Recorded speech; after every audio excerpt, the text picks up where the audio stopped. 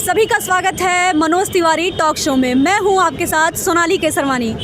मैं मौजूद हूं उस समय प्रयागराज में। प्रयागराज का नाम लेते ही बहुत सारे चित्र दिमाग में उभरने लगते हैं।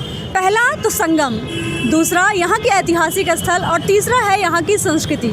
वैसे एक बात और प्रयागराज की खास है कि ये खान पान के लिए बहुत मशहूर है।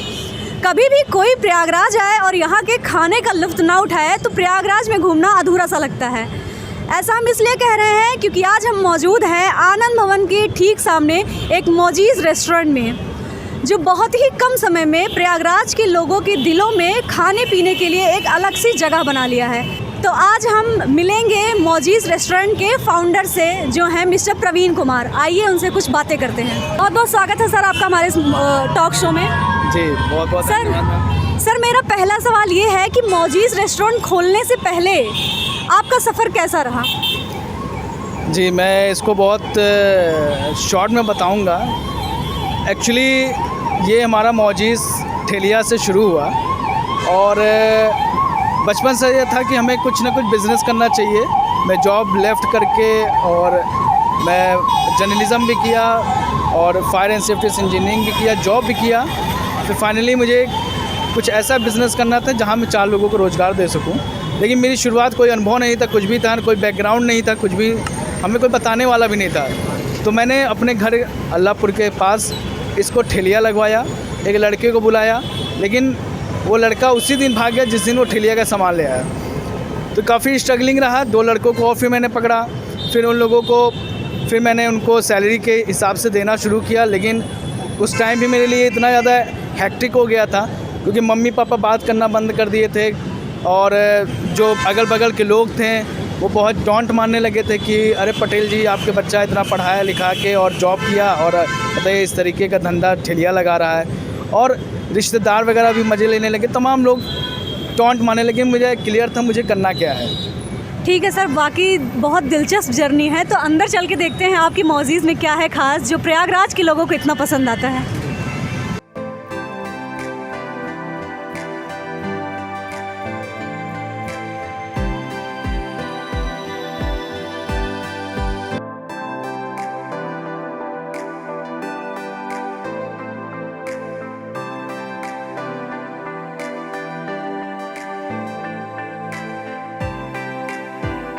सर हम मौजीज़ के अंदर आ चुके हैं। वाकई बहुत खूबसूरत है आपका मौजीज़ रेस्टोरेंट, आपका सपना कहीं ना कहीं। सर हमने सुना कि आपने पत्रकारिता की पढ़ाई की, आप एक इंजीनियर थे पेशे से, लेकिन आपने सब कुछ छोड़कर, नौकरी छोड़कर आपने एक रेस्टोरेंट करने का क्या सोचा? मतलब बिज़नेस में कैसे आने का आपका प्लान हुआ? एक्चुअली जब मैं यहाँ पे महर्षि पतंजलि में पढ़ता था तो उसके बाद 9th क्लास से फादर ने हमारे विशाखापट्टनम भेज दिया था हमें पढ़ने के लिए। और वो बोर्डिंग स्कूल था, तो वहाँ पे संडे, हर वीकेंड संडे पे हम लोग बाहर आउटिंग के लिए जाते थे। और बचपन से ये था कि मैं रतन टाटा जी से बड़ा इंस्पायर्ड था। तो क्योंकि वो आज तक शादी नहीं किए और वो लगातार लोगों के लिए काम करते जा रहे हैं। मेरे कुछ दोस्त वगैरह भी जमशेदपुर के थे, steel city, also known as steel city. तो वहाँ से भी उन लोग बताते थे कि जमशेदपुर ऐसा है वैसा है, बहुत अच्छी सुविधाएं हैं। तो मैं उनसे बहुत ज़्यादा इंस्पायर होता था कि रतन टाटा, उनकी कहानियाँ में ताज होटल से लेकर आज जो उनके ऊपर नैनो बनाने से लोग जब बनाए उन्होंने हंसते थे, आज जगुआर और रेंज रोवर को उन्होंने ओन कर लिया है एज अ कंपनी में। तो जो इतना कुछ छोड़ के फिर भी आज लोगों को रोज़गार दे रहे हैं, तो मुझे एक अंदर से एटीट्यूड था मैं कि किसी के अंडर में काम ना करूं। हमेशा से था, एक लीडरशिप क्वालिटी हमेशा स्कूल टाइम में था। मैं किसी के दबना नहीं है, किसी का काम करवाना है और किसी का नौकर बन के नहीं रहना है। इस तरीके की हमारी सोच थी और वो चीज़ें हमेशा डेवलप, मुझे कुछ करना है। लेकिन जैसे होता है कि कुछ चीज़ें अपने हिसाब से नहीं होती हैं, माँ बाप को भी लगना चाहिए नहीं बच्चा नौकरी करे, तो हम उनके अकॉर्डिंग चल रहे थे। पढ़ाई किया, वहाँ बोर्डिंग से 12th पास आउट किया। फिर इलाहाबाद विश्वविद्यालय में हमने पत्रकारिता का भी इंटरव्यू दिया। और जानती हैं आप भी एज अ पत्रकार हैं तो आप भी जानती हैं कि इंटरव्यू और हम लोग कैसे फेस करना पड़ा था विश्वविद्यालय में 45 सीटों में। फिर और मैं बड़ा खुश हुआ मैंने पत्रकारिता की। कई लोग बताते थे कि इलाहाबाद विश्वविद्यालय में हो नहीं पाएगा मास कम्युनिकेशन में, मैं कर और हो गया। मैं अकेला लड़का पूरे अपने रिलेशन में, अपने पूरे परिवार में जो इस फील्ड में है। अब मैं हमेशा था कि मुझे कुछ अलग करना है, क्योंकि मैं अलग पैदा भी हुआ, मैं उल्टा पैदा हुआ हूँ। अच्छा। हाँ, बाय बर्थ में मतलब सर के बल होते मैं पैर के बल हुआ था। और मेरी कॉलोनी में भी लोग आते थे, कमर उमर दर्द होता था तो वो पैर से मारना होता है ना, तो बाय बर्थ वो भी एक डॉक्टर की तरह हूँ मैं। तो ये था कि हमें सब कुछ अलग करना है। तो सब जॉब सब कर रहे हैं, बीटेक के लिए सब भागे चले जा रहे हैं। उस समय बीटेक का भी मेरा आईएफसी कॉलेज हैदराबाद में भी था, मैं वहाँ नहीं गया। लास्टली मेरा 3 जुलाई को मास कम्युनिकेशन जब हुआ था तो मैं इलाहाबाद विश्वविद्यालय ज्वाइन कर लिया। पिताजी बोलते थे नहीं इंजीनियरिंग करो, मैं बोलता था नहीं मैं कुछ अलग करूँगा, क्योंकि सब बीटेक, मेरे जितने दोस्त हैं सब बीटेक। हमेशा पिताजी से तंग रहा है चीज़ों को लेकर के। हाँ, ये रहा है कि मेरे पिताजी अगर मुझे बोलते थे इधर जाओ तो मैं हमेशा क्रॉस मतलब अपोजिट में, इसीलिए हमेशा वो खिलाफ रहते थे कि हमेशा ये बहुत इधर उधर के काम करता है और सही लड़का नहीं है। तो सर जब आप इलाहाबाद यूनिवर्सिटी में आए तो कैसा एक्सपीरियंस रहा? इलाहाबाद यूनिवर्सिटी बहुत सारी चीज़ों के लिए जाना जाता है। पहला तो यहाँ का छात्र संघ, तो क्या आपने कभी इस फील्ड में कदम रखा था? नहीं, छात्र संघ 2012 में बहाली हुआ था।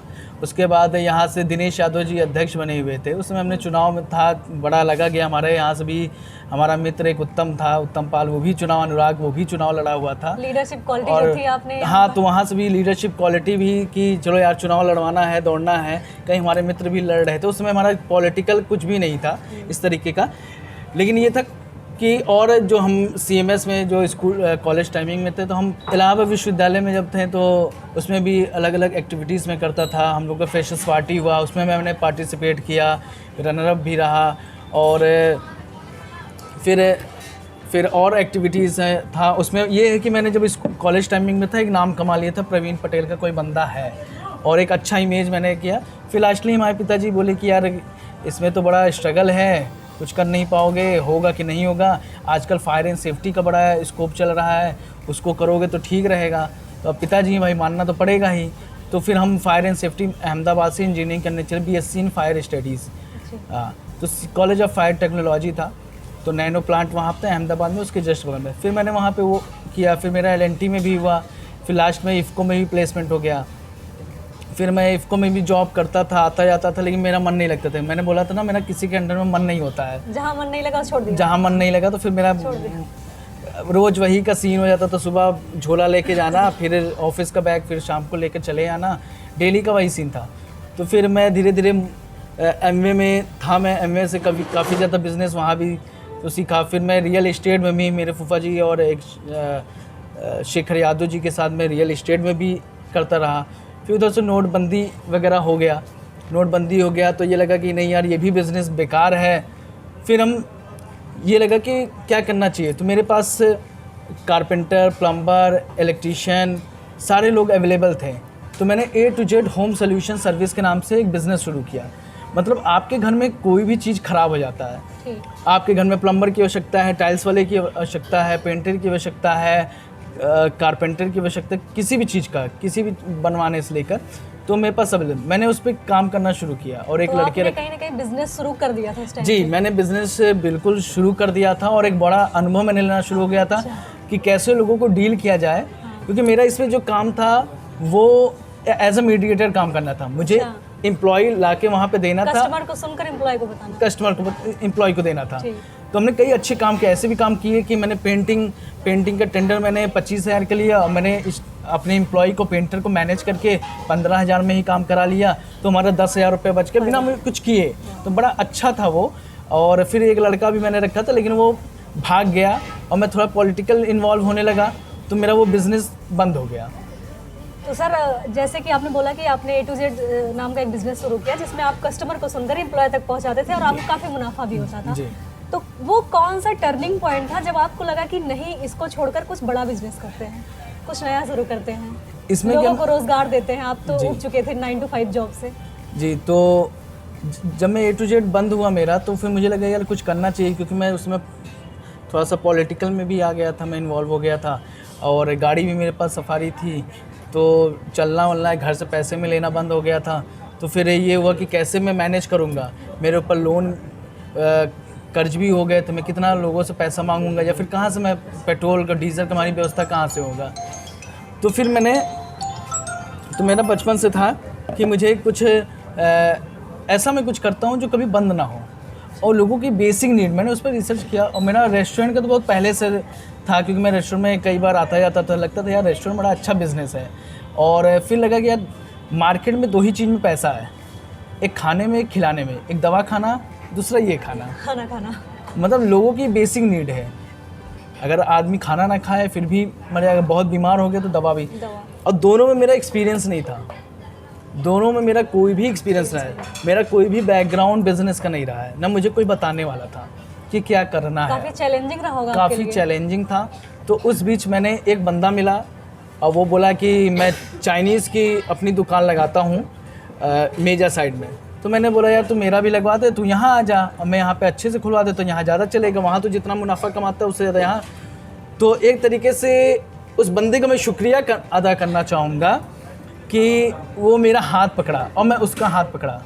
लेकिन वो आया यहाँ चौक से, सामान वगैरह सब खरीदवाया, लेकिन वो दूसरे दिन फिर भाग गया, वो आया नहीं। मेरी ठेलिया 3-4 दिन खड़ी रही, और वो ठेलिया मेरा घर 2 है, और उस मोहल्ले में मेरी जब ठेलिया खड़ी हुई तो पापा को पता चला, बोले ये क्या है सब। फिर रिश्तेदारों में पता चला वो तो ठेलिया लगवा रहा है। फिर हमारे सब लोग हंसने लगे कि ये मतलब सपोर्ट कहीं ना कहीं टूट चुका था सब लोगों सपोर्ट। का। हाँ, अब सपोर्ट कौन करेगा, ठेलिया लगा रहा है बंदा, नौकरी छोड़ के इतनी अच्छी स्कूल से पढ़ के, तो ठेलिया लगा रहा है कोई भी। और फादर, जिसके फादर इफ़को में इंजीनियर हो, 1 लाख रुपया इनकम पा रहे हो, तो कोई भी हंसेगा ही सर डेफिनेटली। आपका कभी ऐसा नहीं हुआ कि मेरे पेरेंट्स इतने बड़े बड़े पोस्ट पर और मैं एक ठेला लगा रहा हूँ, आप क्या सोचते थे उस टाइम पर? नहीं, मेरा ऐसा कुछ भी सोचना नहीं था कि पेरेंट्स, क्योंकि मैं अपने पापा से भी बड़ा इंस्पायर्ड हुआ हूँ, क्योंकि मेरे फादर भी जो भी किए हैं, आज जो भी कुछ बनाया है वो मेरे पापा ने अपने दम पे बनाया है। तो मेरी ये सोचते, मेरे पापा अगर अपने दम पे बना सकते हैं तो वाई शुड आई नॉट, मैं क्यों नहीं बना सकता।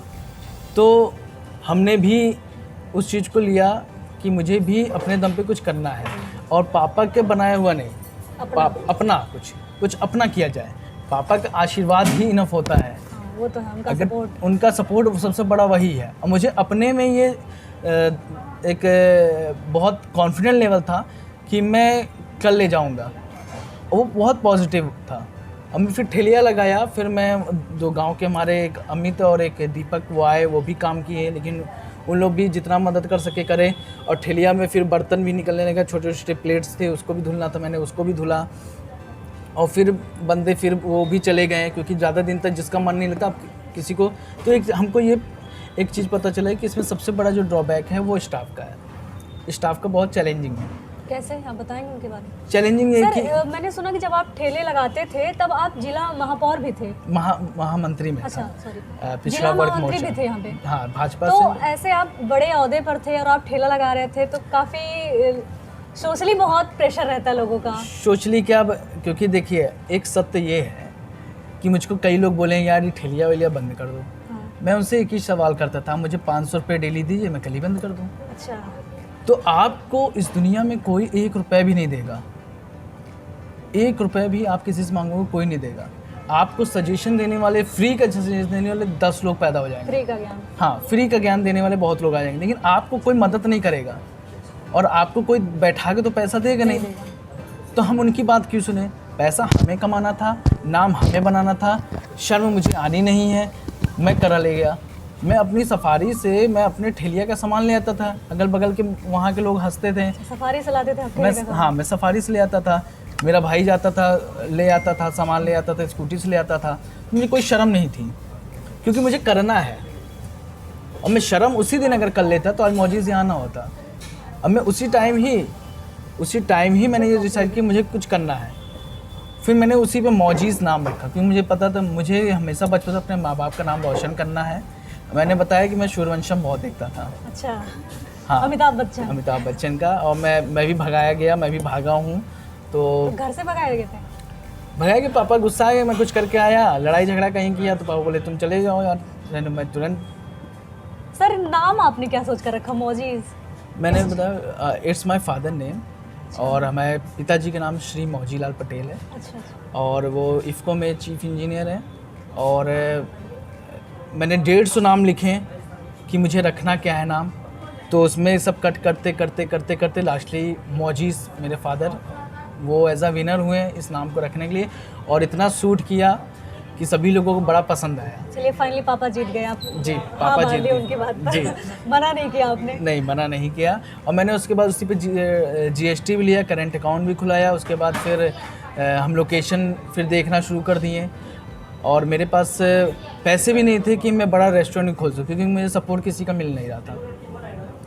सर एक बहुत बड़ा मतलब सुनने में आया कि जब आपने ये मौजीज़ रेस्टोरेंट खोला उसके 2-3 महीने बाद ही लॉकडाउन लग गया, सरकार ने लॉकडाउन लगा दिया, तो वो कैसे आपने फेस किया? क्योंकि उस टाइम तो सब कुछ बंद था, ना कस्टमर आ रहे हैं, आपने लोन ले लिया रखा था, आपको पैसे भी चुकाने थे, तो उस टाइम को आपने कैसे संभाला, कैसे अपने एम्प्लॉयज़ को संभाला, उनको पैसे कैसे दिए, क्या था आप बताएंगे इसके बारे में? देखिए, हमारा 1 दिसंबर 2019 में हमारा खुला ये, ओपनिंग, और मुझे पलट के देखने की किसी की ज़रूरत नहीं पड़ी फिर कहीं से मैं पैसा और लूँ। मेरा बहुत अच्छा रिस्पांस रहा, क्योंकि मैं डायरेक्ट कस्टमर से टच में रहता था, मैं उनसे पूछता था, जो चीज़ें हमारी ख़राब भी रहती थी मैं उस पर भी डांटता था। देखिए 19-20 रेस्टोरेंट में होता है, nobody is perfect in this world, तो हम परफेक्शन तो नहीं दे सकते थे, फिर भी हम स्ट्रगल डेली में सीखता हूँ, डेली में स्ट्रगल करता हूँ, उस पर काम करता हूँ, और डेली में जो चीज़ होता है मैं उसको सुधारने की कोशिश करता हूँ। तो हमारा रेस्टोरेंट चल पड़ा था, और 22 मार्च को जो लॉकडाउन लगा, 22 मार्च को लॉकडाउन जब लगा तो मैंने अपने स्टाफों से बोला, तुम लोग हाफ ऑफ सैलरी पे काम करो, मत जाओ। लेकिन उन लोगों ने भी मना कर दिया कि हाफ ऑफ सैलरी पे काम नहीं करेंगे। मैं चाहो मेरा चले या ना चले पर काम करो। फिर फाइनली उन लोग चले गए। फिर मैंने शटर करीब 1 महीने हमारा बंद रहा, मैं घर में रह भी नहीं पा रहा था, मुझे बहुत ज़्यादा मतलब उलझन सी होती थी। फिर मैंने ज़बरदस्ती मम्मी पापा से लड़ के मैं घर से निकल के चोरी छुपे से मैं गेट खोल के मैं भाग आता था, मैं रेस्टोरेंट खोलने लगा। फिर क्योंकि लॉकडाउन चला रहा था, लेकिन इस चीज़ को कौन समझेगा, क्योंकि मेरे ऊपर प्रेशर था, हमें रेंट देना, मकान मालिक रेंट के लिए परेशान कर रहे थे, लोन वाले हमें परेशान कर रहे थे, बार बार कॉल आ रहा था, मेरे पास पैसे नहीं थे, मैं कहाँ से दूँ पैसे। तो मेरे पास अल्टीमेट यही था कि कुछ भी हो, कुछ भी आएगा, रेस्टोरेंट खोलेंगे। तो उस टाइम आपके पेरेंट्स का क्या कहना था जब लॉकडाउन लगा था, सब कुछ बंद था, तो पेरेंट्स ने क्या बोला? देखिए, मैंने बोला ना कि मैं हमेशा जो भी काम किया मैंने अपने मन का किया है, पेरेंट्स की नहीं सुनी, और पेरेंट्स की सुनी नहीं। उसका भुक्तभोगी यही रहा कि पेरेंट्स ने मेरा सपोर्ट नहीं किया, क्योंकि पापा ने सपोर्ट नहीं, पापा ने यही बोला कि किए हो भाई तो झेलो। तो चैलेंजिंग था, और वो चैलेंज देने के लिए मैं अपने पिताजी का भी शुक्रगुजार हूँ, वो चैलेंज दिए। और फिर मैं लॉकडाउन में मैं अपने से सब कुछ बनाने लगा, लोगों को चाय वाय पिलाने लगा। यहाँ पे जो भी शेक वगैरह हो गया, कॉफ़ी हो गया, पिज़्ज़ा हो गया, बर्गर हो गया। फिर 1-2 दिन में क्या, फिर मेरा भाई इन्वॉल्व हो गया, मेरा भाई भी आने लगा। फिर अपने उसके 2 दोस्तों के साथ वो किचन में जो भी यूट्यूब पे देख के बना सकता था बनाता था, और मैं बाहर। और हम लोगों ने इतना ही नहीं, बहुत दूर दूर से लोग पानी लेने का बॉटल ले चले आ रहे थे, क्योंकि कोई खुला हुआ नहीं था।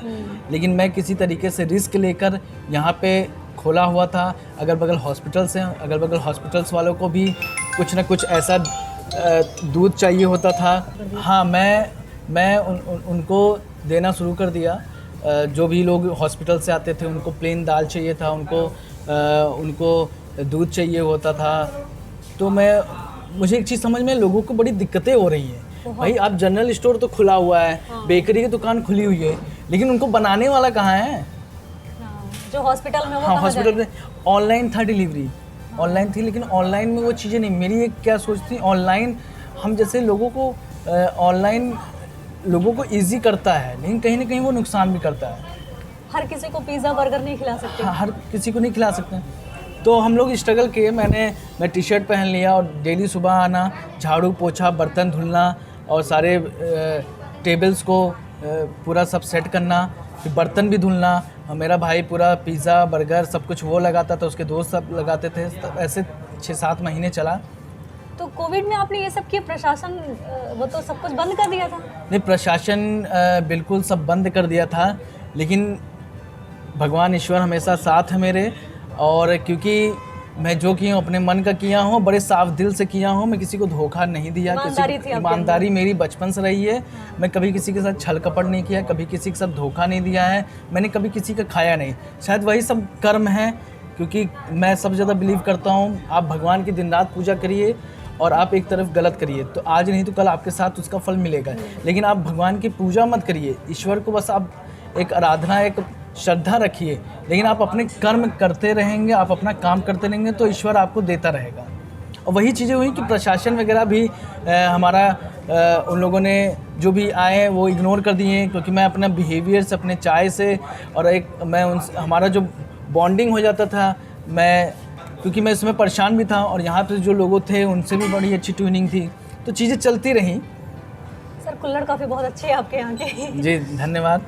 सर आपने कहा ना कि आपकी मम्मी गांव की प्रधान थी जहाँ से आप रहने वाले हैं, तो कभी ये नहीं हुआ कि चलो राजनीति में रुख करते हैं? जी नहीं, हम राजनीति को लेकर आपका क्या विचार था? मम्मी हमारी प्रधान थी और मैंने उसी से राजनीति भी में कदम भी रखा, लेकिन वही है कि राजनीति आज इतनी आसान नहीं रह गई है, क्योंकि आपके पास अगर इनकम नहीं है आपको कोई पूछेगा नहीं। हाँ। और मैंने बड़े बड़े नेताओं के साथ भी मैंने रहा है और सबके प्रचार प्रसार भी किया हुआ है, और मैं नाम नहीं लेना चाहूँगा, बहुत लोगों से, लेकिन कोई मतलब नहीं है विशेष। तो आपको लगा कि बस राजनीति हटाते हैं? क्योंकि मुझे एक चीज़ समझ में आया कि खुद में दम है तो दम है, नहीं तो सब गम है। और आपके अंदर अगर आप अपनी पहचान नहीं, आप किसी के पीछे लग के आप घूमते फिरते रहते, वो बोलता कि नहीं यार तुम्हारे को ये व्यवस्था करा देंगे, वो करा देंगे, ये टेंडर दे देंगे, लेकिन मुझे वो नहीं समझ में आया, क्योंकि बहुत लोग टेंडर तो मांग ही रहे हैं जो पहले से काम कर रहे हैं। मैं उसमें मेरा कोई अनुभव नहीं है, मेरे पास पैसे भी नहीं, तो मैं कहाँ से काम करता। तो इसलिए मैं अपनी जर्नी शुरू किया, मुझे अपना रेस्टोरेंट डालना था, अपनी चीज़ें शुरू किया। स्ट्रगलिंग रहा, बहुत स्ट्रगल रहा, मैंने किया भी। और पहले लॉकडाउन में, पहला जो लॉकडाउन था मेरे लिए बहुत ही स्ट्रगलिंग रहा। उसके बाद फिर दूसरा लॉकडाउन शुरू होने के पहले मैंने बगल में एक और रेस्टोरेंट लिया, उसकी जगह पे लिया, लेकिन जैसे ही स्टार्टिंग किया उसको भी वैसे में लॉकडाउन लग गया। फिर मेरी माताजी भी ख़त्म हो गई दूसरे लॉकडाउन में। जी, दूसरे लॉकडाउन में हमारी मम्मी भी एक्सपायर कर दी और मैं वहाँ प्रधानी के चुनाव भी लड़ा, लेकिन मैं हार गया। तो एक और सीख मिली कि समाज में भी हम बहुत ज़्यादा अच्छा भी काम करते हैं, फिर भी समाज उस चीज़ को नहीं समझेगा, क्योंकि लोगों को पर्सनली सब कुछ चाहिए होता है। उनसे नहीं मतलब कि रोड बहुत अच्छा बन जाए और सोलर लाइट लग जाए पूरे गांव में, उससे नहीं, पानी टंकी लग जाए, इससे नहीं मतलब है। तो काफ़ी स्ट्रगलिंग ना। इवन जब मैं इस चीज़ों से हट के आया मैं, तो एक हफ्ते बाद में जब मैं रेस्टोरेंट खोला तो मैं बहुत डिप्रेस था, यहाँ तक कि मैं इतना डिप्रेस था कि मैं सुसाइड नोट भी लिख रहा था। मैं आपको बता दूं कि मैं सुसाइड नोट लिख रहा था इस वजह से क्योंकि मेरे ऊपर बहुत प्रेशर था। मेरे पास पैसे नहीं थी कि मैं EMI दे सकूं, मेरे पास पैसे नहीं थी कि मैं रेंट दे सकूं, इलेक्ट्रिसिटी, रेंट, एम्प्लॉयज, तो ये सब चीज़ें खर्चे थे। और मैं इतना डिप्रेस हो गया था, मैं बस स्क्रॉल कर रहा था। और मैं हर रात में किसी न किसी महान लोगों का या बहुत दुनिया के सब अच्छे रिच मैन लोगों का जो कभी बहुत सक्सेसफुल अपनी लाइफ को जिए हैं, तो उसी समय मैंने KFC के मालिक की, KFC की मैंने स्टोरी पढ़ी जी। डेविड जी के, हनी डेविड करके थे, जिन्होंने 62 साल की उम्र में जाके उन्होंने एक KFC एक फ्रेंचाइजी के रूप में वर्ल्ड वाइड एक ब्रांड बना दिया। हाँ। तो मुझे लगा कि यार अभी तो मेरी क्या उम्र है, और मुझे लगता है जो हो रहा है मेरे लिए अच्छे हो रहे हैं, और मेरे लिए ये अभी चैलेंजिंग है, मुझे फेस करना चाहिए। तो मैंने सुसाइड का वो सब प्लान कैंसिल किया कि नहीं, जो हो रहा है आज बुरा दिन आ रहा है, कल के अच्छे वाले दिन आने के लिए। तो मैं फिर काम करने लगा और बहुत अच्छा रहा, धीरे धीरे रिस्पांस आने लगी। अगल बगल जो हमारी कॉम्पिटिटर थे, जो रेस्टोरेंट थे, वो बंद हो गए। अच्छा। और मैं स्ट्रगल करता रहा, मैं अकेला बचा, तो मेरे लिए बहुत अच्छा रहा। रेस में दौड़ रहे अकेले, और मैं रेस में अकेले फिर दौड़ने लगा, अपनी जीत अपनी। हाँ। और अगल बगल पूरे मार्केट में यार मौजी तो आगे बढ़ रहा है और सब बंद हो रहे हैं। तो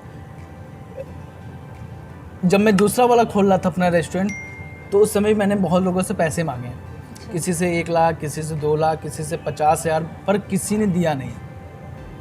फिर फाइनली मेरा दोस्त बैंक ने पहले भी सपोर्ट किया, उसके बाद भी मेरा सपोर्ट किया, लोन लेकर। तो एक चीज़ मुझे समझ में आया कि अगर आपको बिजनेस आगे बढ़ाना है तो आप किसी के दम पे नहीं, अपने दम पे, और आप प्रॉपर जीएसटी भरिए, प्रॉपर टैक्स भरिए, प्रॉपर बिलिंग रखिए, तरीके से करिए तो हो सकता है। प्रॉपर आरटीआर भरिए, आप ट्रांजैक्शन प्रॉपर रखिए, आपकी फिर बैंक आपका पूरा सपोर्ट करेगी। अगर आप मतलब बिजनेस का भी एक रूल्स और रेगुलेशन है, आप सबसे पहली चीज़ आप खुद को पंक्चुअल बनाइए, आप खुद को रूल्स और रेगुलेशन में फॉलो करिए। मैं कभी ये नहीं सोचता कि मेरा कोई स्टाफ वही जाके वो काम करे, मैं कभी ये नहीं सोचता। मैं हमेशा ये सोचता हूँ कि अगर मेरा स्टाफ दूसरा काम कर रहा है तो मैं उसको करने लगता हूँ। और किसी ने बताया अगर आपको मालिक बनना है तो आप नौकर हो तो पहले मालिक की तरह सोचना शुरू करो। अब मालिक की तरह सोचोगे उसी दिन आप अगर नौकर हो तो कल मालिक आप बन जाओगे। तो मैं ये शर्म नहीं करता मैं बिल्कुल, क्योंकि मेरा काम है, कोई काम करने आएगा नहीं। और भीड़ हो गया, मेरा कोई स्टाफ कोई दूसरा काम कर रहा है तो मैंने हर समय में हाथ बटाता रहता हूँ, और मुझे कोई शर्म नहीं आता मेरे कौन आ रहा है कौन नहीं आ रहा है। और मैं पहली इंपॉर्टेंस, मेरे पास अगर कोई भी आदमी बैठा है मैं अपने कॉन्टिन्यू में वॉच करता रहता हूँ कि रेस्टोरेंट में हमारे क्या चल रहा है, क्या कमी पड़ रही है, मैं पहले उसको तवज्जो पूरा देता हूँ। मैनेजमेंट कहीं ना कहीं आप खुद देखते हैं कि क्या चल रहा है, कहाँ बिल्कुल कितनी हेल्प चाहिए होती है। मैं मैनेजर नहीं रखा हूँ आज तक, अच्छा, आप ही मैं manage स्वयं करते हैं। देखता हूँ मुझे, क्योंकि मेरी जो नज़रिया है वो मेरा मैनेजर नहीं देख सकता। हाँ, आपका जो सपना मैं है देख कि- सकता हूँ वो हाँ। नहीं देख सकता है। मैं छोटी छोटी चीज़ों को भी ध्यान देता हूँ, क्योंकि उसको तो सिर्फ सैलरी मिली, उसका फिक्स हो गया, लेकिन मेरी कोई सैलरी नहीं है, क्योंकि हमको खुद करना है। और मेरे जो भी स्टाफ है, सारे स्टाफ छोड़े आए। अब मैं हमेशा मेरे दरवाजे खुले हैं। यहाँ पे कोई भी बंदा आता है, मैं किसी को मना नहीं करता कि जॉब नहीं है, मेरे पास बंदे हैं, फिर भी मैं जॉब देता हूँ। और मैं 7,000 से मिनिमम स्टार्ट करता हूँ, और मैं सिखाता भी हूँ। कई ऐसे बंदे भी हैं, बच्चे आए जो सीखे भी और यहाँ से सीख के चले भी गए। सर, आप उप जिला अध्यक्ष भी रहे हैं और उपाध्यक्ष। उपाध्यक्ष भी है, और आप यहाँ का मैनेजमेंट भी कैसे देख लेते हैं? मतलब एक साथ दो बहुत बड़ी जिम्मेदारी है कहीं। देखिए कभी कभी मौजिस का दो रेस्टोरेंट है, हाँ। और आप वो भी मैनेज कर रहे हैं, तो कैसे कर लेते हैं ये सब? देखिए मैंने अपनी बहुत ही पंक्चुअलिटी अपनी सिस्टम बनाया। मैं सुबह 10 बजे आ जाता हूँ, तो मतलब 10 बजे पंचुअल रह के। पंक्चुअल। और रात में जाने का मैं टाइम कभी नहीं देखा, लेकिन मैं अपने आने के टाइम, अभी आप बोलोगे कि मुझे 10 बजे मिलना है तो मैं 10 बजे से पहले मैं आके मैं रेडी रहूँगा आपसे मिलने के लिए। मैं आपको वेट भी नहीं कराऊँगा, लेकिन मैं जाने की मेरी कोई गारंटी नहीं थी मैं जाऊँगा कब। तो मैं, क्योंकि मैं पंक्चुअलिटी सबसे पहला है बिज़नेस का। आप पंक्चुअल नहीं रहोगे तो आपके कल स्टाफ भी पंक्चुअल नहीं रहेंगे, फिर काम आपका वहीं पे स्टॉप हो जाएगा। तो इसलिए, और मैं अपनी गाड़ी से स्टाफ को बैठा के ले आता हूँ, मैं उनको जाता हूँ पिक करता हूँ, पिक करके फिर मैं उनको ले आता हूँ। क्योंकि कोई स्टाफ को अगर छूट गया, वो आएगा 10 मिनट लेट, फिर तीसरा आएगा 10 मिनट लेट, तो हमारी चीज़ें रुक जाएंगी। रुकना नहीं चाहिए। पंक्चुअलिटी, और आप खुद वो काम करोगे। जैसे कभी हो गया हाउस कीपिंग नहीं आया, तो मैं बर्तन धोने शुरू कर दिया, तो मेरे जो स्टाफ थे, नहीं सर आप नहीं, वो धोना। और आज आपको बता दूं, अगर मेरा हाउस कीपिंग नहीं है, मेरा जो मेन शेफ़ से लेकर छोटा शेफ़ तक सभी बच्चे बर्तन झाड़ू पोछा सब कर देते हैं। आज की डेट में मैंने सबको ऑलराउंडर बना दिया, हमारे सारे बच्चे ऑलराउंडर हो गए हैं। और यही नहीं, मैं उनको मोटिवेट भी करता हूँ, और मैं पैसे देने से उनका नहीं, मैं ये कोई गलती करते हैं तो मैं उनको डायरी में लिखवा देता हूँ कि इनके ऊपर पैसा कटेगा, लेकिन मैं काटता नहीं हूँ, क्योंकि वो मेहनत करते हैं, हमारे लिए 12-12 घंटे काम करते हैं, और मैं उनको देता हूँ। और वो मेरे लिए डेडिकेटेड है, मैं उनके लिए डेडिकेटेड हूँ। और आज ये हो गया कि बहुत अच्छी टीम हमारे पास है जो काम कर रही है, और उन लोग 24 घंटे मेरे लिए काम करने के लिए तैयार हैं, और कुछ भी करने के लिए तैयार हैं। झाड़ू पोछा बर्तन कुछ भी करना पड़े, वो अपना काम नहीं देखते, मेरा काम क्या है, वेटर है तो वेटर नहीं, वो सारे काम करते हैं। तो सर, जैसे कि हमने सुना कि लॉकडाउन से 3 महीने पहले आपने रेस्टोरेंट शुरू किया, फिर पहला लॉकडाउन लगा, बहुत प्रॉब्लम्स आई, लेकिन फिर भी आपने हार नहीं मांगनी। लोगों की छोटी छोटी ज़रूरतों को आप इस रेस्टोरेंट के थ्रू पूरा करते थे। फिर जब आप थोड़ा कुछ ठीक होने लगा तो दोबारा लॉकडाउन आया, उस टाइम पे बहुत प्रॉब्लम्स आई, आपने अपनी मम्मी आपकी एक्सपायर कर गई, फिर भी बहुत तकलीफ हुआ आपको। सर, आज हम देख रहे हैं जितने भी स्टूडेंट्स हैं, जो युवा हैं, वो बहुत प्रेरित हो रहे हैं ऐसे जो स्टार्टअप शुरू हो रहे हैं। तो वो क्यों, ऐसा क्या रीज़न है कि वो अपनी पढ़ाई, अपना करियर सब छोड़कर इधर ज़्यादा अट्रैक्ट हो रहे हैं और वो ये शुरू करने का ट्राई कर रहे हैं? देखिए, आज बहुत से ऐसे स्टार्टअप, क्योंकि 2013 के बाद से हाँ। बहुत तेज़ स्टार्टअप, जैसे पेटीएम आया, उसके बाद कई और ऐसे स्टार्टअप्स आए जो बड़ा मोटिवेशनल वाले थे, और अब स्टार्टअप की दुनिया है और लोग धीरे धीरे बिजनेस की तरफ बढ़ रहे हैं। अब जब इतना पढ़ लिख के लोग, खासकर IITians, वो कुछ ना कुछ नया एक फाउंड कर रहे हैं, उस पर काम कर रहे हैं, और एक स्टार्टअप के माध्यम से वो चीज़ें पूरी कर ले जा रहे हैं जो चीज़ें शायद वो जॉब से ना कर पाते हैं, क्योंकि लोगों की नीड अब बहुत ज़्यादा हो गई है। और लेकिन आपको मैं सत्य बताऊं, सच तो ये कि जो स्टार्टअप जो आदमी कर देता है और वो बहुत आगे तक जाता है, वो अपनी लाइफ में कुछ जैसे ख़रीदना हो या फिर अपनी चीज़ें पूरी करना, वो सब ख़त्म हो जाता है। जैसे आप फेसबुक के मालिक मार्क जुकरबर्ग को देखिए, वो एक ग्रे कलर के टी शर्ट में और एक हाफ पैंट में वो नज़र आएंगे अक्सर, और कोई भी दिखावा नहीं, कोई नहीं। तो आपकी जब इमेज बढ़ेगी, क्योंकि आप एक नाम कमा लेते हो, कि स्टेज होता है, आप जब नाम कमा लिए एक अंदर से उदारता आ जाती है। तो उदारता आ जाती है। हाँ, ये तो है। मैं खुद भी आज तक मैं अपने रेस्टोरेंट की कमाई से मैंने कुछ भी अपने लिए नहीं लिया, और मैं ये सोचता ही नहीं कि मैं अपने लिए कुछ खरीदना भी है। मेरा बस एक ही उद्देश्य है, आज मेरे 34 एम्प्लॉय हैं, 34 एम्प्लॉय हैं, तो कल 34,000 हो, बस मेरा लक्ष्य है। और जब 34 होंगे, 34,000, तो हम उनके घर में रोजी रोटी देंगे, और ऐसे हम देश की भी सेवा कर सकेंगे। हम अपने लिए बहुत कुछ कमा लेते हैं, लेकिन हमें कोई जाना नहीं। हम बहुत कुछ कमा लिए, लेकिन हमने किसी का किया नहीं। तो लाइफ क्या है? ऐसे तो बहुत लोग हैं जिनके पास बहुत से पैसे हैं, लेकिन कोई जाना नहीं है। ऐसे बहुत पैसे हैं, लेकिन आत्मसंतुष्टि नहीं मिली।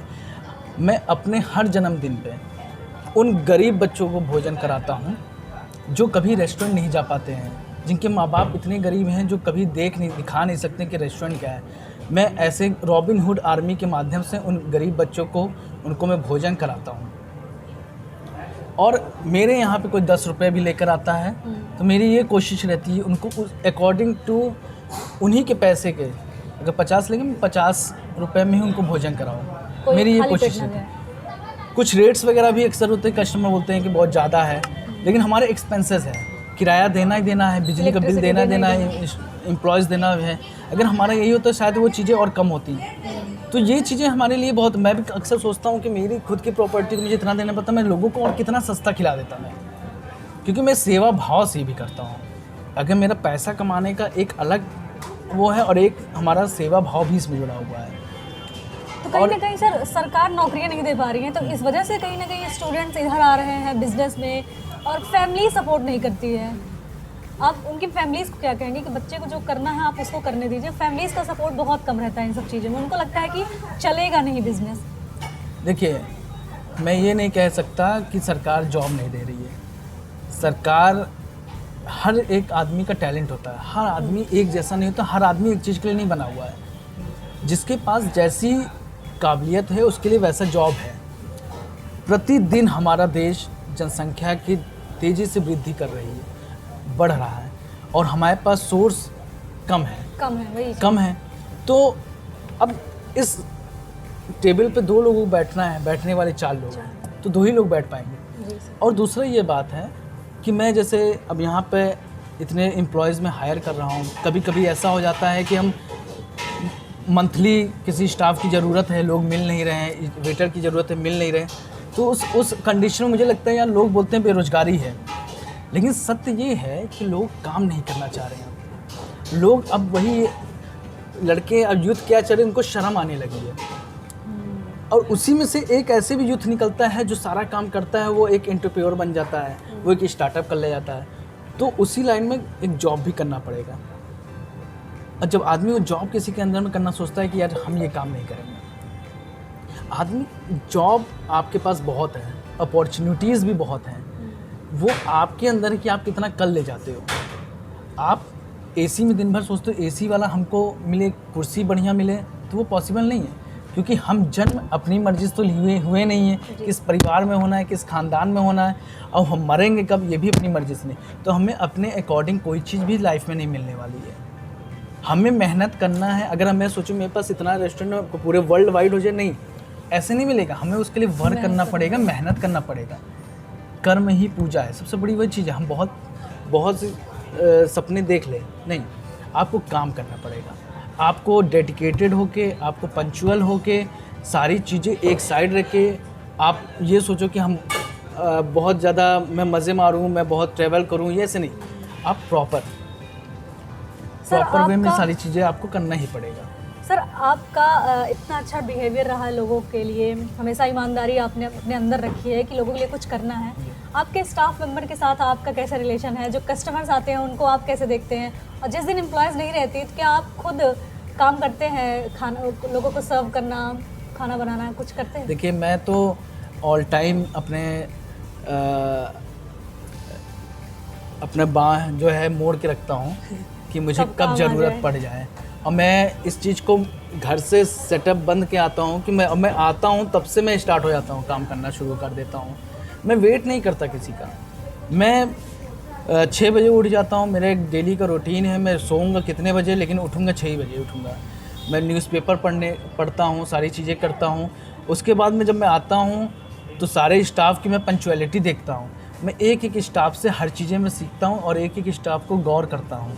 फिर उनमें से अच्छाइयाँ उनकी मैं ढूंढ लेता हूँ, फिर उनकी सारी बुराइयों को मैं एक साइड कर देता हूँ। मैं उस स्टाफ को उसी हिसाब से फिर मैं उसको डील करता हूँ। और मेरे जितने भी स्टाफ हैं, मैं सारी उनकी अच्छाइयों को देखकर, अगर एक स्टाफ में अगर 10 बुराइयाँ, अगर एक अच्छाइयाँ हैं, तो मैं उस वजह से उसको कभी नहीं हटाता। क्योंकि कभी कभी एक वही उसकी अच्छाइयाँ हमारे उसकी 10 बुराइयों को सब साफ़ कर देता है।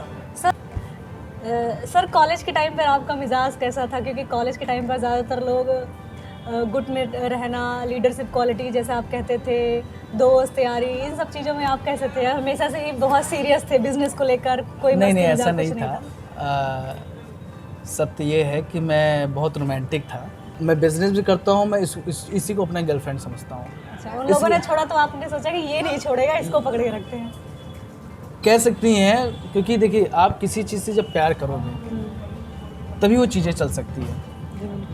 और आप जब मौजी से मैं प्यार करने लगा, उसके लिए मेहनत करने लगे, उसको उस दिन रात उसके बारे में सोचने लगा, जैसे एक गर्लफ्रेंड बॉयफ्रेंड सोचते हैं। और मेरा ये चीज़ रहा, आप मेरा इंटीरियर पूरा देख सकती हैं। ये इंटीरियर मैंने खुद भी डिज़ाइन किया है और एज अ कपल बर्ड मैं भी रहा था, तो कपल बर्ड की तरह मैंने इसको पूरा सजाया। हमारा ये पूरा एक थीम भी रहा और मैंने अपने इंटीरियर को भी ऐसा रखा कि 2 लोग हैं तो ऐसी सबके लिए अलग अलग। हाँ। आप वहाँ देखें, केबिन है, कपल से प्राइवेसी चाहता है तो उनके लिए भी हमने 4 लोगों के लिए 4 दोस्त आ गए, फैमिली आ गई उनके लिए, फैमिली हमने कॉर्नर भी बना के दिया हुआ है वहाँ पे। ये पूरा इंटीरियर मेरा था। सर आपने इंटीरियर खुद से डिज़ाइन किया? आप मतलब आपको ये मोटिवेशन आता कहाँ से है? कैसे आप सोचते हैं ये सब चीज़ों के बारे में? एक्चुअली मैंने बताया कि मैंने बचपन में से, मेरा स्कूल टाइम में मेरी ड्राइंग, आप तो गोल्ड मेडलिस्ट पे रहे हैं। मेरा ड्राइंग बहुत अच्छा था। मेरे पास 42 सर्टिफिकेट्स हैं, जिसमें कि 23 सर्टिफिकेट मेरी ड्राइंग का है। 23 सर्टिफिकेट्स। और मेरी ड्राइंग बहुत अच्छी थी। मैं ड्राइंग में हर सॉफ्ट बोर्ड पे मेरी ही ड्राइंग लगी रहती थी जब मैं स्कूल टाइमिंग पे था। तो जैसे मैंने इसको बनवाया, पहले दिमाग में नहीं था कि टेबल कैसा बना है, तो ये हुआ यार ये दीवार है, यहाँ पे जगह नहीं बचेगी, तो ये दीवार, ये इसको लगा दो, इसी से रिलेटेड ये लगा दो बैठने। अब ये जैसे बहुत प्लेन दिख रहा था, जब ये प्लेन हो गया तो लगा बड़ा खाली खाली लग रहा है। तो मैं सोचने लगा, रात भर सोचने लगा क्या करूँ। बहुत आइडिया आया, फिर मैंने एक्रेलिक का इसको लगा दो, अब एक डिज़ाइन भी बनेगा और बड़ा अट्रैक्टिव भी रहा। और लोग, आपको बता दूं, दिल्ली से लोग चले आ रहे हैं, बोलते हैं ये इलाहाबाद में ऐसा इंटीरियर हो गया, मुझे विश्वास नहीं हो रहा, ये तो वहाँ का कॉन्सेप्ट है, वहाँ के। अब मैंने कहीं से कोई कॉपी नहीं किया, जैसा बनता गया मैं बनाता गया, जैसे बनता गया। क्रिएटिव माइंड था। सर एक आखिरी सवाल आपसे है कि आने वाले सालों में आप मौजीज़ को कहाँ देखते हैं, किस ऊंचाइयों तक आप पहुँचाना चाहते हैं? देखिए, मैं बस अपने जितने भी हमारे कस्टमर आते हैं जी, मैंने ये नहीं सोचा कि हमारा कस्टमर वो बुरा है, वो ख़राब है, ये अच्छा है। मैं सारे कस्टमर को अपने एक ही नज़र से देखता हूँ और वो भगवान के स्वरूप है। क्योंकि मैंने वो पीड़ा समझा है लॉकडाउन के समय कि एक कस्टमर आ जाता तो मेरी खुशी क्या होती थी, और वो पैसे दे के जाता तो मेरी खुशी क्या होती है। और वो जब चीज़ें मैं फ़ील किया हूँ ना, इमोशनली मैंने उसको फ़ील किया हुआ है, तो मेरे लिए वो भगवान ही है। और कभी कभी ऐसा हो जाता है कि एकदम कस्टमर नहीं आता है और बहुत मार्केट डाउन हो जाता है तो बहुत अपसेट में हो जाता हूँ। और मैं हमेशा ये कोशिश करता हूँ अपने जितने भी कस्टमर उनको अच्छा दूँ, मेरी पूरी कोशिश भी रहता है। और कस्टमर एक जैसे नहीं होते हैं, कई सब अलग अलग तरीके के लोग होते हैं, लेकिन बहुत डिफ़िकल्ट टास्क होता है मैनेज करना। 10 को हमने डोसा दिया सेम टेस्ट में, एक और दे दिया तो 11वें वाले गुस्सा हो गए, 10 वाले सेटिस्फाइड हैं। तो ये भी बड़ा चैलेंजिंग होता था। मौजीज़ को मैंने बताया मेरा बस लक्ष्य ये है, आज हमारे 34 स्टाफ है, कल 34,000 हों और मौजीज़ को मैं जितना ज़्यादा इसको फैला सकूं और ज़्यादा से ज़्यादा रोज़गार दे सकूं और देश के लिए मैं कुछ कर सकूं, क्योंकि बाई एम्प्लॉयमेंट मैं उनके लिए कुछ कर सकता हूं। और ये रोज़गार देकर प्लस हम टैक्स देके देश का भी और एक नाम भी कमाया जाता है। तो एक बहुत अच्छा ये है, बिज़नेस के ही थ्रू आप देश का, कोई ज़रूरी नहीं आप सांसद विधायक हो जाइए तभी आप कुछ कर सकते हैं, ऐसा नहीं है। मेरा मानना ये तो क्योंकि राजनीति 5 सालों का होता है, आप आते हो जाते हो, लेकिन आप इस माध्यम से आप बहुत कुछ कमा सकते हो, आप और छोड़ के भी जा सकते हो। आप नहीं भी रहोगे फिर भी आपकी चीज़ें चलती रहेगी और एम्प्लॉयमेंट भी जनरेट होता रहेगा। और ये व्यवस्था ऐसी व्यवस्था है बिज़नेस का कि आपके लॉन्ग टर्म के लिए आपकी आने वाली पीढ़ी भी उस चीज़ को ले जाएगी, आगे बढ़ेगी और देश की और जनता की सेवा हमेशा करती रहेगी। तो जो सरकार ने आत्मनिर्भर भारत का सपना देखा है वो कहीं ना कहीं पूरा होते हुए दिख रहा है हमें। मेरा एक सवाल ये भी है कि आजकल युवा बहुत अट्रैक्ट हो रहे हैं इन सब चीज़ों में, उनका खुद का बहुत मन है कि वो स्टार्टअप शुरू करें, वो अपना खुद का कुछ करें, सरकार के भरोसे ना रहे कि सरकार हमें रोज़गार दे तभी हम अपने घर का पेट पाल सकें। सर, ऐसे काम करने में सफलता तो मिलती है लेकिन उससे बहुत पहले हमें बहुत बार विफलता हाथ आती है, तो उनके लिए आप क्या कहना चाहेंगे? कैसे वो अपना हौसला बनाए रखें जब वो ऐसा काम शुरू करें? तो मेरे पास अक्सर ऐसे मेरे कई ऐसे दोस्त हैं और बहुत ऐसे यूथ हैं जो आते रहते हैं। वो पूछते हैं भैया हमको भी रेस्टोरेंट डालना है या फिर हमको भी एक स्टार्टअप करना है। तो मेरा उनसे सवाल एक ही रहता है कि आप बिना एसी के कितनी देर रह सकते हो, आप धूल और धूप में कितनी देर रह सकते हो, ज़मीन से कितना आप ज़मीन से कितने जुड़े रह सकते हो, आप हर चीज़ करने के लिए कितने तैयार रहते हो। मतलब आप जब तक ये शर्म लिहाज सारी चीज़ें छोड़ेंगे नहीं कि सामने वाले को आप देखो कि वो क्या सोचेगी, आप अपने दिमाग से निकाल दीजिए। जीवन में 3 स्टेज होते हैं, जब आप करने जाओगे लोग बोलेंगे पागल है, फिर दूसरा स्टेज ये आएगा बोलेगा यार ये महा पागल हो गया है, लेकिन जब तीसरे स्टेज पे जाओगे आप कर ले जाओगे तब वही आदमी आपको बोलेगा कि यार मुझे लगता था लड़का कुछ करेगा, वही बोलते हैं फिर। तो मैं सारे युवाओं को बोलना चाहता हूँ, क्योंकि मैंने बहुत से नज़दीक से मैंने बहुत स्ट्रगल किया, मैंने रोए हैं, रातों रात मैंने रोए हुए हैं। और मेरे लिए एक लड़के की बिज़नेस जैसे वो शुरू करता है वैसे ख़त्म हो जाता है, और दूसरे लॉकडाउन में उसकी माँ ख़त्म हो जाती हैं और वो बहुत स्ट्रगलिंग रहता है और कई बैरियर्स आते हैं हमारे सामने, स्ट्रगलिंग रहता है हमारे लिए। लेकिन मैंने कभी हिम्मत नहीं हारी, मैंने कभी भी हमेशा पॉजिटिव रहा और मैं दिमाग से निकाल दिया था कि कोई कोरोना नहीं, कोई कुछ भी नहीं है, क्योंकि मैंने स्वयं अपनी माँ को उस समय जब मैं खो दिया तो मैंने देखा कि मेरे घर में कोई पॉजिटिव नहीं हुआ। हम लोग आधे लोग तो ऐसे ही लोग ख़त्म हो गए क्योंकि लोगों को अकेले छोड़ दिया गया, लोग अकेलापन की वजह से, डर की वजह से मर गए। लेकिन हमने हिम्मत नहीं हारी, क्योंकि मैंने मम्मी को खो दिया था, मेरे पास कुछ भी नहीं बचे थे, पापा भी बीमार चल रहे थे, तो काफ़ी चीज़ें मुझे अकेले था, घर का बड़ा लड़का मुझे ही करना था सब कुछ, आज नहीं करता तो मैं कभी नहीं कर पाता, और वो चैलेंजिंग मेरे पास था और मुझे उसको फेस करना था। तो मैं ये कहना चाह रहा हूँ कि कभी भी आप चीज़ों को हार मत मानो, जिसमें लगे रहो, आज नहीं तो कल सफलता आपको मिलेगी, और किसी चीज़ के पीछे आप कभी पीछे मत हटो। कोई कुछ भी कहता है, आपके घर द्वार रिश्तेदार कोई कुछ भी कहता है, आप किसी बात, आप अपना दृढ़ संकल्प करके रखिए, आप डेफिनेटली आप जो चाहते हैं वो पक्का मिलेगा। बस आप अपना एक रूल्स और रेगुलेशन बना के चलिए, आपको पंक्चुअल रहना है, अपने काम के प्रति प्रेम भावना रखना है और हमेशा गंभीर रहना है। अपना जो भी काम कर रहे हैं उसके साथ गद्दारी अगर आप करेंगे तो कभी सफल नहीं हो पाएंगे। बहुत बहुत धन्यवाद सर, हमारे साथ जुड़ने के लिए, हमें समय देने के लिए बहुत बहुत धन्यवाद सर। तो जैसा कि आपने देखा, आज हमारे साथ थे मौजीज़ रेस्टोरेंट के फाउंडर मिस्टर प्रवीण पटेल, जिन्होंने बताया कि कैसे उन्होंने बहुत ही मुश्किल हालात में इस मौजीज़ को खड़ा किया और आज इतने सारे लोगों को रोज़गार दे रहे हैं। जो इनका सपना है लोगों को रोज़गार देने का, भारत में आत्मनिर्भर भारत जो सरकार ने सपना देखा उसको पूरा करने का, वो वाकई बहुत ही शानदार रहा। इनको सुनकर बहुत अच्छा लगा। ऐसे ही तमाम लोगों से बातचीत करते रहेंगे। तब तक के लिए आप देखिए मनोज तिवारी टॉक शो। धन्यवाद।